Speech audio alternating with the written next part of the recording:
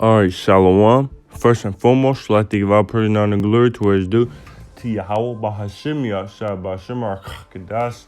Giving all glory and honor to the Almighty Yahweh, Bahashim Yahshua. Double honors to the elders and apostle Great Millstone who were in the truth. Salutations to the sincere brothers out there who preach in the truth and edifying the brothers and the sisters while sharing the diligence, preaching down for His kingdom, and bringing the elect back to the Most High Yahweh, Bahashim Yahshua. Well, salutations to the lecture abroad. Today, the brother Ayawab come back to you today with another lesson entitled, The Missiles Shall Not Miss. Because it's in the Bible, it's in the scriptures that these missiles shall hit America. It's inevitable. It's inevitable. Let's get that definition of inevitable. Definition of inevitable. Inevitable. Certain to happen. Unavoidable. A situation that is unavoidable. Similar. Unavoidable. Inescapable. Unpreventable. Inexorable. Let's see what that means. Impossible to stop or prevent. Assured, certain, for sure, fated, predestined, predetermined, preordained. So it's predestined of an outcome or course of events determined in advance by divine will or fate. And that's by the Most High Yahweh. By Hashem Yahshua. So these missiles are inevitable. You can't stop them. You can't avoid them. And the missile is not going to be a pretty sight. And before I get into I'm going to play this video. I'm going to play a video about the nukes. Begin our. It's like it. I'm playing this video, Lord willing, you can hear it. About what happened if a nuclear missile hits. I ain't gonna get all into the 9 minutes, but I'm gonna play a little amount of it. And if I get hit with a strike, then I get hit with a strike. So what? But I'm gonna play this video to show you what will happen. Here we go. Without further ado.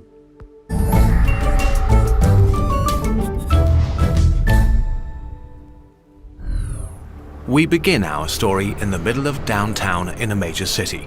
People are going to work, studying for exams, are lost in their thoughts and daily lives. Con, and let me just stop right there. Slaki.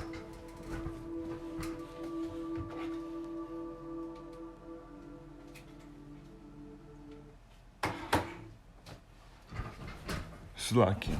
Let me make sure it's still recording, because it be on that. Make sure it's still recording. Kind of still recording. Because sometimes it stops recording. But let's rewind that real quick. Listen. We begin our story in the middle of downtown in a major city. People are going to work, studying for exams, are lost in their thoughts and daily lives. So, dude just said they lost in their thoughts and their daily lives. They doing what they want to do. And then all of a sudden the nuclear missile hits. And that's spiritual. For this script I'm back bringing.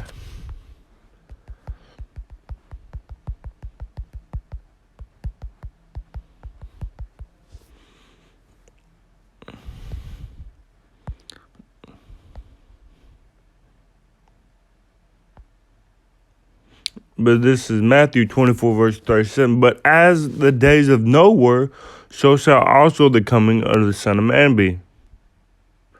For as in the days that were before the flood, they were eating and drinking, marrying and giving in marriage, until the day that Noah entered the ark, and knew not until the flood came and took them all away, so shall the coming of the Son of Man be. So they not worried about this nuke. They not worried about the Most High Son coming back. They just going to continue on with their daily lives, as the dude said. Continue to study, continue to go to college, continue to work, continue to party, marry, give in marriage, and do all this folly until they get hit with a nuclear missile until the Son of Man comes back. Blinded. Start over. We begin our story in the middle of downtown in a major city. People are going to work, studying for exams, are lost in their thoughts and daily lives. Right here, a nuclear weapon is detonated and time freezes. The first phase of the explosion happens within less than a second. In a millisecond, a ball of plasma hotter than the sun appears and grows in a fireball to more than 2 kilometers across. Within this ball, everyone is just gone. Think of water dripped onto a very hot pan. A sizzle, and then there's nothing. Most buildings, cars, trees, tacky sculptures, and people, all evaporated. First, the flash, an intense tsunami of light, washes over the city in an instant. If you happen to have your head pointed in the direction of the explosion, it renders you blind for a few hours. The heat of this light produces a thermal pulse, so energetic and hot that it just burns everything as far as 13 kilometers from the detonation site.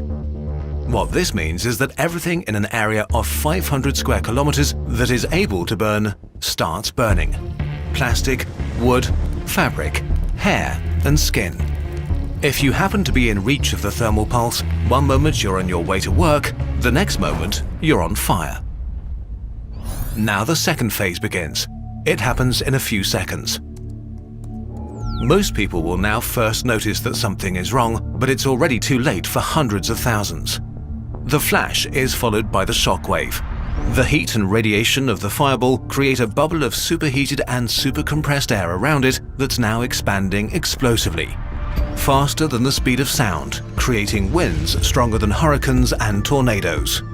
Human infrastructure is no match for its power. Most major buildings within a kilometer of the fireball are just ground up down to their base. Only steel-reinforced concrete is able to partially resist the pressure. In the surrounding parks where retirees feed the ducks, trees blackened and smoldering from the heat a second before snap like toothpicks. If you're outside, you get tossed away like a grain of dust in a tornado. The shockwave weakens as it travels outwards, but still, about 175 square kilometers of houses collapse like they're made of cards, trapping tens of thousands of people who didn't have any time to react. Gas stations explode and fires spread throughout the rubble. A mushroom cloud made from the remains of the fireball, dust and ash rises kilometers into the sky in the next few minutes and casts a dark shadow over the ruined city. This violently pulls in fresh air surrounding the city, destroying more buildings and providing an abundance of oxygen. It depends on the city what happens next. If there's enough fuel, fires may turn into a firestorm that burns the rubble, everybody trapped in it, and people trying to flee the devastation. Up to 21 kilometers from the explosion, people just like you rush to their windows to take pictures of the mushroom cloud, unaware that the shockwave is still coming at them, about to shatter their windows and create a blizzard of sharp glass. The third phase begins in the coming hours and days. We're used to the idea that help will come, no matter the disaster. This time is different. A nuclear explosion is like every natural disaster at once. There are hundreds of thousands or millions of people with serious injuries, lacerations, broken bones, serious burns. In the next few minutes and hours, thousands more will die because of these injuries. Countless people are trapped in collapsed buildings like in earthquakes, or blinded by the flash, deaf from the blast wave, and unable to flee through streets impassable with rubble and debris. They're terrified, confused, and don't know what's happened to them or why. Most likely, many hospitals have been leveled along with all the other buildings, and most medical professionals are either dead or injured along with everyone else.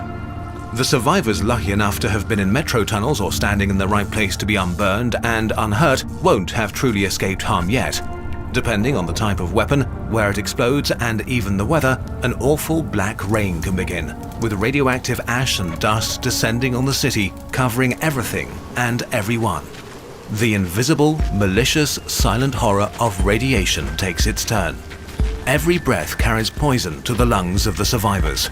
Over the coming days, the people who receive the highest doses of radiation exposure will die. There will be no help, not for hours or maybe even days. Civilization doesn't operate when there is a total breakdown of infrastructure. Roads are blocked, train tracks warped, runways cluttered with rubble. No water, no electricity, no communication, no stores to replenish supplies from. Help from surrounding cities will have a hard time entering the disaster zone, and even if they can, the radioactive contamination will make it risky to get too close. After a nuclear attack, you're on your own. So, bit by bit, people emerge from the rubble, on foot, contaminated with radioactive fallout, carrying what little they may have left. They are slow, in pain, traumatized, and they all need food, water, and medical treatment fast. And the damage done by a nuclear weapon doesn't end when the fires burn out and the smoke clears. The hospitals in the neighboring cities are under-equipped for a disaster of this scale and overwhelmed with tens or hundreds of thousands of patients with serious injuries. In the weeks, months, and years to come, many of those who survived will succumb to cancers like leukemia. The reason no government wants you to think about all this is because there is no serious humanitarian response possible to a nuclear explosion. There's no way to really help the immediate victims of a nuclear attack. This is not a hurricane, wildfire, or earthquake, or nuclear accident. It is all of these things at once, but worse. No nation on Earth is prepared to deal with it. I'm gonna stop it right there. No nation on Earth is prepared to deal with it. Because that's that plague that the Most High is going to bring upon the earth. And we're going to go back to the video because it brought out some points. But first, I'm going to start from 2nd Ezra 16 from the top. It says, "Woe be unto Babylon, which is America, and Asia. Woe be unto thee, Egypt and Syria. Gird up yourselves with clothes of sack and hair. Bewail your children and be sorry, for your destruction is at hand. Their destruction is at hand. A sword is sent upon you, and who may turn it back? A fire is sent among you, and who may quench it? Plagues are sent unto you, and what is he that may drive them away?" Who can drive these plagues? Who can drive this nuclear disaster away? Nobody can just say, "Hey man, you're gonna have to go the other way. You can't come this way. You're gonna have to go into the middle of the ocean." You can't do that. You can't drive the nuclear disaster away. Verse 6, "May any man drive away an hungry lion in the wood? Or may anyone quench the fire in stubble when it hath begun to burn? May one turn against the arrow that is shot of a strong archer?" So that's like an archer shoots an arrow at you. Are you going to be able to stop that arrow? You can't stop that arrow. It's going to come straight at you. It can't turn. It's not a boomerang. It's not going to get right to you, then turn back and go back to the archer. Verse 8, "The mighty Lord sendeth the plagues, and who is he that can drive them away?" You can't drive these plagues away. "A fire shall go forth from his wrath, and who is he that may quench it? He shall cast lightnings, and who shall not fear? He shall thunder, and who shall not be afraid? The Lord shall threaten, and who shall not be utterly beaten to powder at his presence? The earth quaketh, and the foundation thereof. The sea ariseth up with waves from the deep, and the waves of it are troubled, and the fishing thereof also before the Lord and before the glory of his power." So in that video, that was only one nuclear weapon. That was only one nuke that hit. Imagine multiple, and I'm going to get into how many. But just imagine multiple, more than one. That's going to cause earthquakes. And the earthquake, it's going to make the earthquake. It's going to make the earth go back and forth. And let's just get that precept.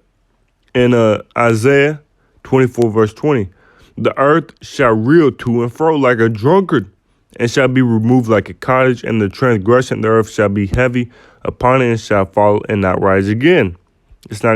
America is not going to rise again. There's another one. It's in Joel. I just wanted to get this one.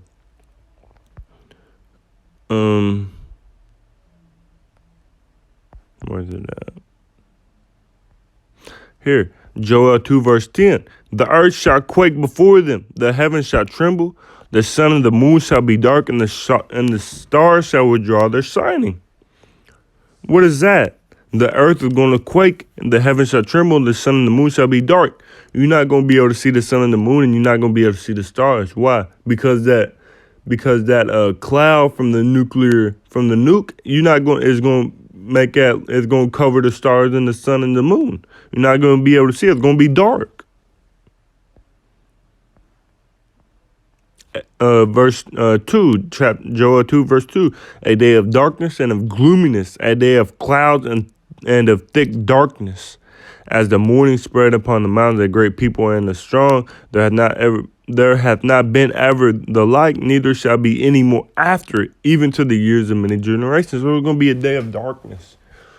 When that nuke hits, when the nuclear ICBM missiles hit, there's going to be darkness, and the earth is going to quake.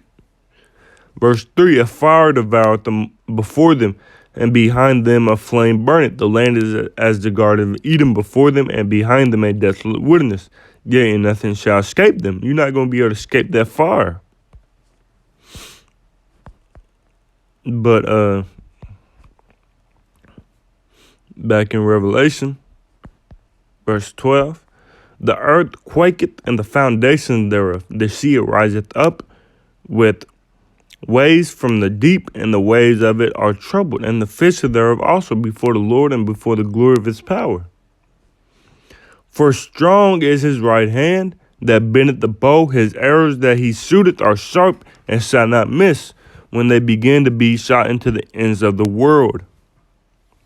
Behold, the plagues of sin shall not return again until they come upon the earth. The fire is kindled and shall not be put out till it consume the foundation of the earth. Like as an arrow which is shot of a mighty archer returneth not backward, even so the plague that shall be sent upon the earth shall not return again. So you got to understand, the prophets that are speaking in this scripture, they don't understand they don't know what a missile is, or what it's called, or what it looks like, or they know what it looks like, but they don't know what it's called or how to describe it. So they gotta use words and descriptions from their time to be able, when they receive visions from the Lord, they gotta use their language, their words, the descriptions from their time to be able to explain the vision that the Lord has given them. And this is what's happening right now. The Ezra is describing the missiles as an arrow, and the archer being the people who's pushing them buttons. Just like when you shoot an arrow, like I said earlier in the lesson, that arrow ain't gonna be a boomerang. It ain't gonna go and then come back. It's gonna go. Just like once you hit that red button on the missiles, or once you hit that button, it's not gonna come back. As it says, as an arrow which is shot of a mighty archer returneth not backwards. It's not gonna return. It's gonna go in and hit its target. If you like an archer, archer shoots arrow, it's gonna go, and it's not gonna return.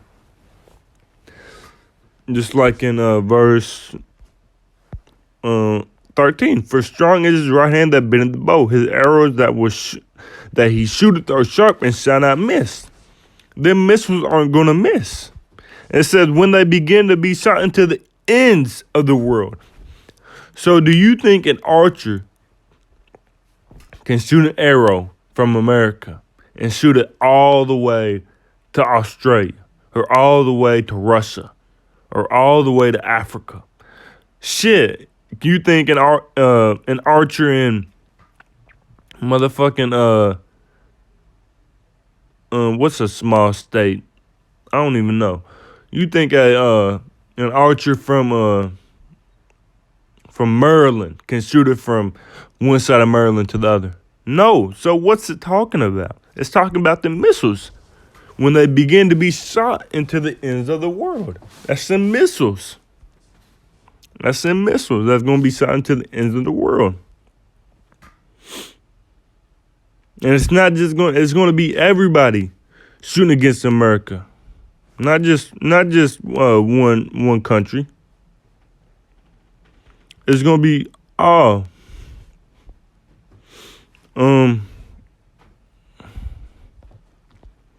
Let's go ahead and get Revelation 18 verse 4. And I heard another voice from heaven saying, "Come out of her, my people, that ye be not partakers of her sins, and that ye receive not of her plagues." So that word plagues continue to pop up. What are the plagues? What, and this verse can be comprehended manifold, many ways. But what are the plagues? What are the plagues? Slakia. This is Zechariah 14, Zechariah 14 verse 12. And this shall be the plague wherewith the Lord will smite all the people that have fought against Jerusalem. Their flesh shall consume away while they stand upon their feet, and their eyes shall consume away in their holes, and their tongue shall consume away in their mouth. What plague is gonna do that while you're just standing up? Your eyes is gonna consume out your eye sockets, and your tongue is gonna consume out your mouth. And it says in your flesh is going to consume away at your feet. What plague is going to do that? The missiles. And let's get back in this video where it talks about that. What it can do. Let's see if I can find that real quick. 13 kilometers from the detonation site. What this means is that hair and here it is, right here. Listen. What this means is that everything in an area of 500 square kilometers that is able to burn starts burning. Plastic, wood, fabric, hair, and skin. There you go. It says anything that can burn will burn. Hair and skin.